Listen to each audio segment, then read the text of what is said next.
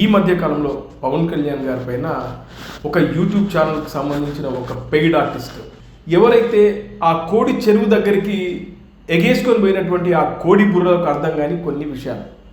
ఎందుకంటే నేను ఇందాక చెప్పినట్టు ఆ ఛానల్లోనే వాడి పని అదే, వాడు ఎప్పుడు కూడా ఇదే దందాలు చేస్తూ ఉంటాడు. వాడు మళ్ళీ పైగా జేబులో చేతి పెట్టుకొని వాడు ఎక్స్ట్రాలు మామూలుగా ఉండవు.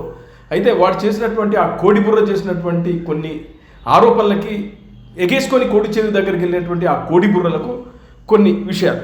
అవేంటంటే 1994లో రిజిస్టర్ అయినటువంటి ఈ భూమి, ఇది ఈ శ్రీనివాసరావు అనే వ్యక్తి డి ప్రసన్న దగ్గర నుంచి 29 ఎకరాలు కొనుక్కుంటే ఇది పవన్ కళ్యాణ్ చేసినటువంటి కబ్జా ఎలా అవుతుంది 1994లో. ఇక చూస్తే రెండవ పాయింట్, 1994లో కేవలం 29 ఏళ్ల వయసున్న పవన్ కళ్యాణ్ 20 ఏళ్ల తర్వాత కొనే భూమి కోసం అప్పుడే డాక్యుమెంట్లు సృష్టించి కబ్జా ప్లాన్ చేశాడనా?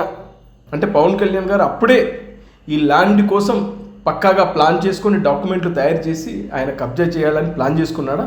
వీళ్ళ అజ్ఞానం కాకపోతే, కోడి బుర్రలు కాకపోతే.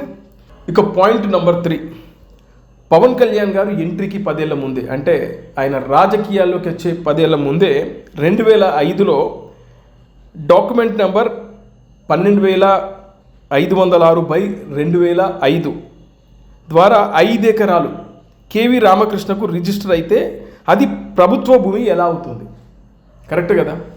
అంటే పవన్ కళ్యాణ్ గారు రాజకీయాల్లోకి ఎంట్రీ కాకముందే కేవి రామకృష్ణ పేరు మీద ఈ భూమి రిజిస్టర్ అయితే అది ప్రభుత్వ భూమి ఎలా అవుతుంది?